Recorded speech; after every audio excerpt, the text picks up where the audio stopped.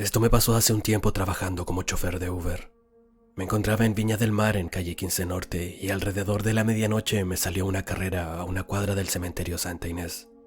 Cuando llegué a la dirección había una joven esperándome. Recuerdo que se sentó atrás y me pidió que por favor me apurara para ir en ayuda de su pololo, así que partí lo más rápido posible. Su destino era el sector de las Salinas, justo frente a una estación de servicio, y durante el trayecto lo único que hacía la mujer era llorar. Cuando llegamos, en el lugar había ocurrido un accidente de tránsito. Ella me rogó que fuera a auxiliar a su novio. Me bajé y me acerqué al vehículo accidentado. Los carabineros presentes me preguntaron si yo era algún familiar, extrañados de lo rápido que había llegado. No alcancé a responder cuando vi que estaban sacando a un joven del auto y subiéndolo a una ambulancia. Lo que me dejó helado fue que el asiento del copiloto lo ocupaba la misma chica que había trasladado en mi auto, pero estaba muerta. Son muy pocas las personas a las que le he contado esta historia.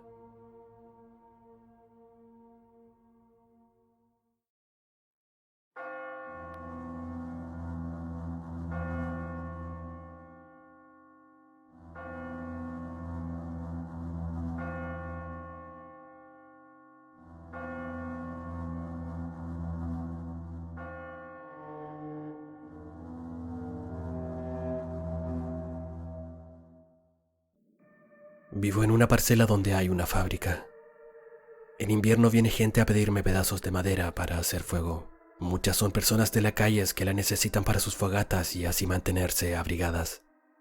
Tengo marcada la fecha, un 7 de septiembre, en que ocurrió lo que les voy a contar. En aquella ocasión llegó un señor a pedir leña. Venía con un carrito de supermercado y por supuesto que le di. Lo llevé al fondo del terreno donde tengo los despuntes y al final terminamos conversando alrededor de 40 minutos. Lo noté pálido. El hombre me repetía constantemente que él y su mujer tenían mucho frío. Incluso toqué su mano y estaba muy helada. En un momento de la conversación me preguntó si conocía a Ana María, quien casualmente es mi vecina. Es la mujer que hace las costuras, le comenté y me dijo que era su hija. Entusiasmada, le ofrecí acompañarlo para que la viera, pero no accedió. Solo me encargó que le diera un recado, que le mandaba saludos y que quería mucho a su nieto, que no iba a verla porque quería volver con su mujer y que ella tenía mucho frío.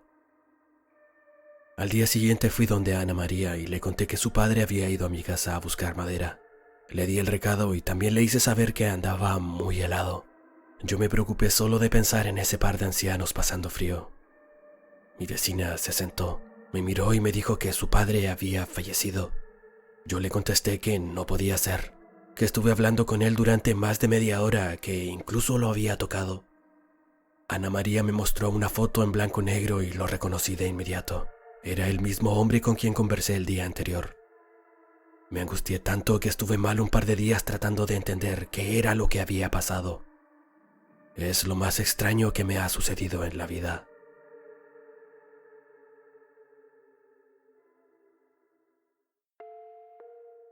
Cuando mi hija tenía 1 año y medio empezó a decir que veía personas. Ahora que está más grande me cuenta que estas personas le hablan pero no saben qué quieren realmente. Que hay un hombre alto, de negro y de brazos largos que le tironea las piernas y le dice que se la llevará. Mi hija lo dibujó junto a otro hombre que sale de un túnel e irradia una luz blanca. Mi hija me comentó que ese hombre le había anunciado que su hermana mayor iba a tener un accidente y 2 días después efectivamente chocó su auto. Llevé a mi hija a la iglesia y el pastor me señaló que ella era un ser de luz. Sin embargo, me aterran las cosas que me habla de repente. Por ejemplo, que hará un viaje en tren y que yo no debo extrañarla porque siempre estará conmigo. O también que se irá con la niña mariposa. Al preguntarle a qué se refiere, me explica que es una niña que tiene alas y una luz muy blanca encima de su cabeza. Tan blanca que duele la vista al mirarla, y que se irá con ella cuando cumpla 8 años. Al día de hoy, mi hija tiene 5.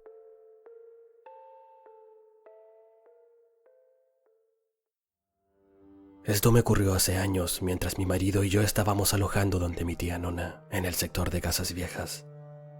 Llevaba poco tiempo de casada con un hombre que, la verdad, no resultó muy bueno. Mi tía era conocida en el sector por ser una especie de bruja. Leía el tarot, hacía contacto con almas de personas fallecidas, santiguaba, etc. Recuerdo que una noche de San Juan ella tenía un compromiso fuera de la casa y me llamó mucho la atención que antes de salir dejara la mesa servida, como lista para recibir visitas mientras ella no estaba. En la mesa había de todo, comida, bebida y también cigarrillos. Mi marido también salió y me dejó encerrada en la pieza. Yo sentía rabia y pena. Eran alrededor de las 11 de la noche. Encendí un cigarrillo y me puse a mirar la Virgen que estaba en una especie de altar dentro de mi habitación. Pasaron largos minutos luego de los cuales empiezo a escuchar conversaciones, también movimientos de cosas y además el olor a cigarrillo era muy pesado, como si hubiera gente fumando en el comedor. A esas alturas yo ya estaba convencida de que mi tía había regresado. Empecé a gritar y a pegarle a la puerta para que me oyera y me dejara salir. Traté de mirar por el cerrojo, pero no se veía a nadie. Todo estaba en silencio. Me sentía desconcertada porque tenía la certeza de haber escuchado mucho ruido antes. Miré el reloj y ya era medianoche, mientras los pasos, las risas y el olor a cigarrillo habían vuelto y se hacían cada vez más insoportables. Tenía muchísimo miedo y le recé a la Virgen para que todo terminara pronto. Luego empecé a patear una y otra vez la puerta hasta que logré abrirla.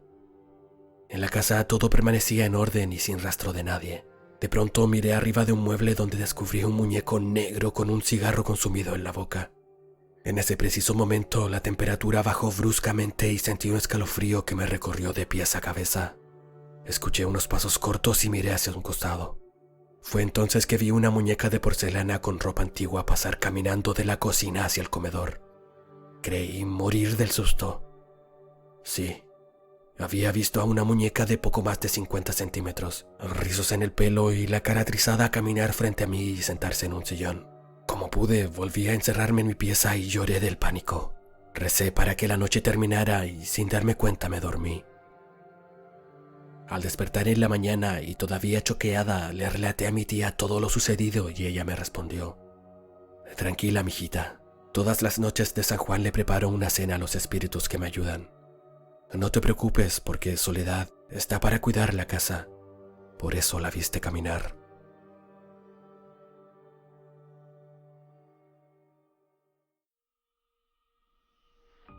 Fue una noche de 1997 cuando tuve un sueño extraño.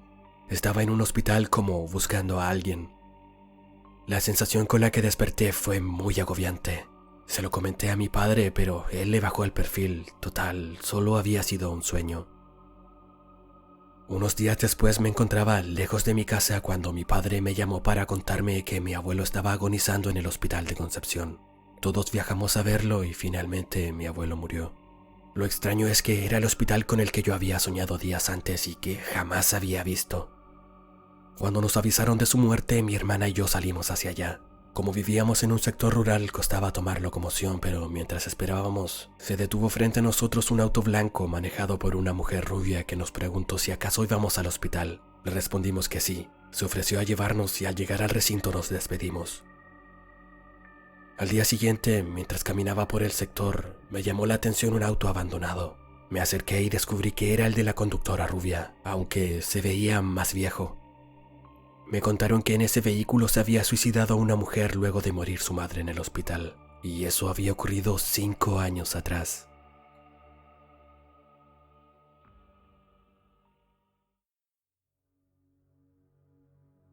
Siempre he sido fanático de los aparatos de grabación y hace un par de años me entró la curiosidad por los sonidos paranormales o psicofonías, así que empecé a buscar dónde podía eventualmente obtener algo que resultara interesante. Hice registros en una iglesia y en varios lugares en los que lo único que conseguí fueron algunos ruidos que no podría atribuir a actividad paranormal, pero lo que iba a sucederme luego acabó con mi interés por captar voces del más allá. Un día, conversando con amistades acerca de esta nueva afición, una de ellas me comentó que en su cuadra había una casa sobre la que se decía se escuchaban cosas raras, tanto de día como de noche. Me interesé de inmediato y le pedí que me llevara. La familia aceptó que hiciera el registro, por lo tanto, en la habitación donde supuestamente se escuchaban los ruidos, instalé 2 micrófonos, uno en cada extremo, y yo me ubiqué en la habitación contigua con la grabadora. Para no verme influenciado, pedí que no me adelantaran nada de lo que escuchaban. Llevaba casi 1 hora de espera cuando sentí un sollozo muy tenue. Subí el volumen del equipo, presioné REC y tomé los cascos de los fonos para concentrarme en lo que pudiera captar. Pasado un momento sentí unos pasos lentos primero y después rápidos. Luego una especie de murmullo. Una voz de niño tarareando algo, pero con los labios juntos. En ese punto ya tenía el corazón a mil y sudaba de nervios. Enseguida escuché un sonido como cuando alguien busca algo en un cajón, y de inmediato el golpe de cosas que caen al piso junto con la voz infantil que profería un ¡oh!, como con susto de verse sorprendido en algo malo. A continuación se sintieron unas carreras por la pieza y un choque de un cuerpo con el micrófono. Llegué a saltar del asiento del susto que me dio. Solté los fonos y salí corriendo a la habitación en donde tenía el equipo. Cuando entré, el micrófono aún se tambaleaba, pero no había ni rastro de niños ni de nada. El lugar estaba vacío. Más tarde, los dueños de la casa me contaron que esa era la habitación de su hijo, fallecido unos meses antes. Aún conservo en alguna caja ese cassette rojo marca Maxell.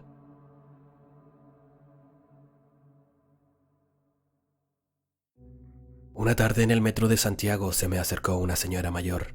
Vestía una falda y chaleco de color café claro y unas medias con un extraño nudo a la altura de sus pantorrillas. Me miró y sin titubear me dijo: «Yo sé lo que ella necesita».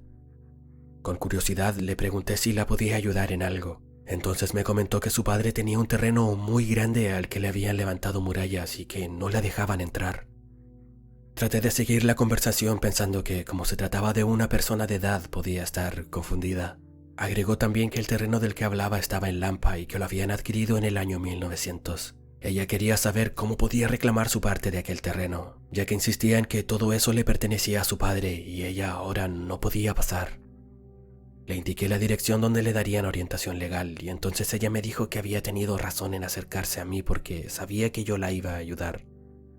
En un momento de nuestra conversación me preguntó dónde estábamos y le respondí que en Estación Universidad de Chile. Le señalé con la mano el letrero con el nombre mientras giraba a mirar por la ventana del vagón. Fue cosa de unos segundos y cuando volteé, la anciana ya no estaba por ninguna parte.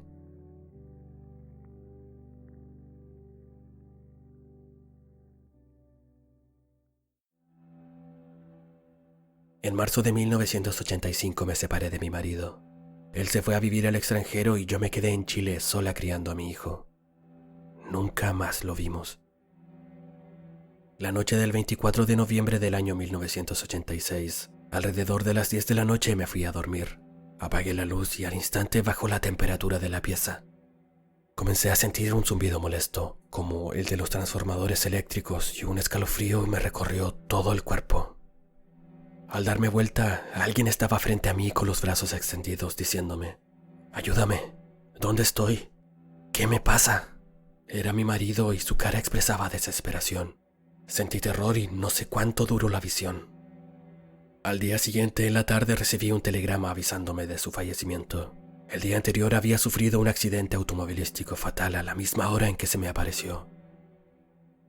6 semanas después, mi hijo y yo estábamos conversando frente a un gran ventanal afuera de nuestra casa, en un día lleno de sol cuando volvió a aparecer mi exmarido, esta vez atravesando la pared en dirección al jardín. Intenté ocultar mi sorpresa para no asustar a mi hijo, pero él, pálido, me quedó mirando y me dice: «Mamá, ¿acabas de ver a mi papá atravesar esa muralla frente a nosotros?». Él también lo había visto, no pude negárselo. Pasaron varias semanas de estas apariciones y quise hablar con un sacerdote para ver si nos podía ayudar. Él me explicó que las personas que morían de forma violenta no conseguían entender lo sucedido y no podían partir, especialmente si necesitaban el perdón de aquellos a quienes habían ofendido en vida. Ahí entendí que el padre de mi hijo quería ser perdonado para poder descansar.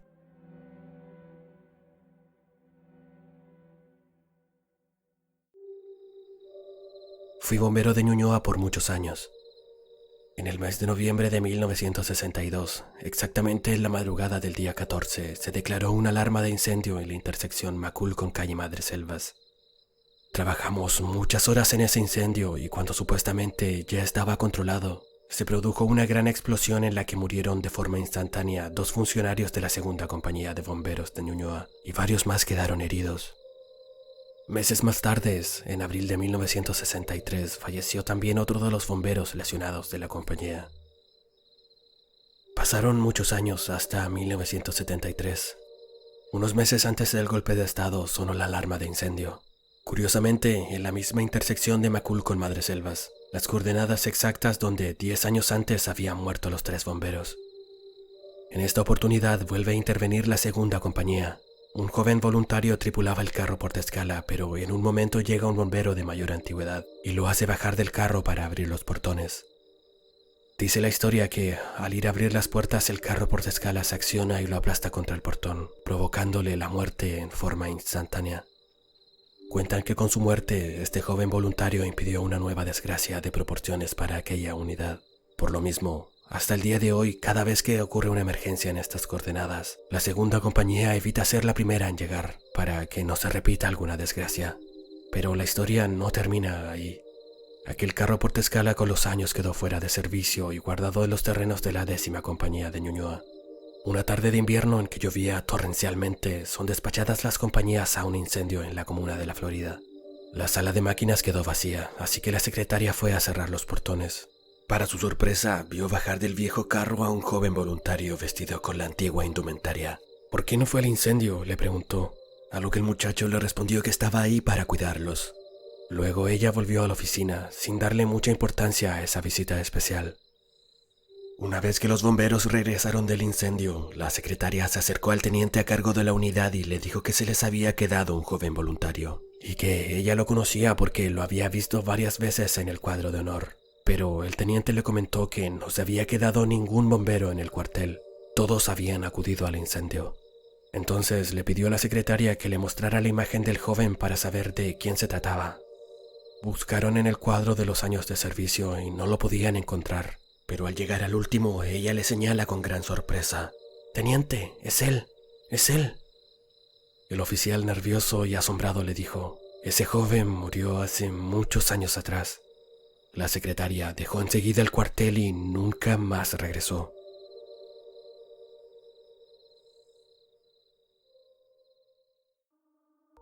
Cuando mi hijo era un bebé de meses, pude darme cuenta de que veía cosas que yo no podía ver. Cuando ya empezó a hablar, la situación se volvió escalofriante. A los 3 años conversaba con alguien que en más de una oportunidad me señaló. Saludaba a la pared y cosas por el estilo. Yo nunca vi nada, a pesar de que siempre sentí una presencia en la casa. Más adelante, caminando por la calle con él, he llegado a ver bultos negros que de manera inconsciente esquivo, pero que mi hijo ve con toda claridad y sobre los que me ha preguntado más de una vez qué son. En general le explico que se trata de algo malo y que por eso hay que hacerles el quite. En una ocasión fuimos a estacionar el auto al patio de una casa muy antigua ubicada en el sector de Bascuñán Guerrero. En ese estacionamiento yo he percibido más de una entidad. «Mamá, ¿qué hace ese caballero ahí?», me preguntó mi hijo apuntando al fondo del sitio. «Mami, ¿por qué está triste él? ¿Qué le pasó? ¿Y por qué está tan oscuro?». Lo que veíamos era un hombre que deambulaba en medio de los autos. Iba vestido con ropa de época, terno café y camisa blanca a rayas. Su mirada se veía apagada y expresaba mucha tristeza y odio. Le expliqué a mi hijo lo mejor que pude que era un señor que estaba cuidando los autos y que se sentía enojado porque quería irse a su casa pues ya era muy tarde. Días después le tocó a mi pareja ir a dejar el auto al estacionamiento acompañado de mi hijo. Al bajarse se le cayeron las llaves del auto al suelo y como estaba oscuro no lograba encontrarlas. «Papá, ¿por qué no le pides a este señor que te ayude a buscar las llaves?», le dice mi hijo. Pálido, mi pareja le pregunta: «¿De qué señor me hablas? Si aquí no hay nadie». «Pero papá, ¿cómo no lo ves? Si es el señor que anda ahí entre medio de los autos y te está mirando. Pídele a él que te ayude». Del impacto dejó el auto abierto, las llaves tiradas, tomó al niño y salió corriendo como si la vida se le fuese en ello. Al final tuve que ir yo a buscar las llaves y cerrar el auto porque él quedó en shock, a pesar de que yo le había advertido que mi hijo no mentía.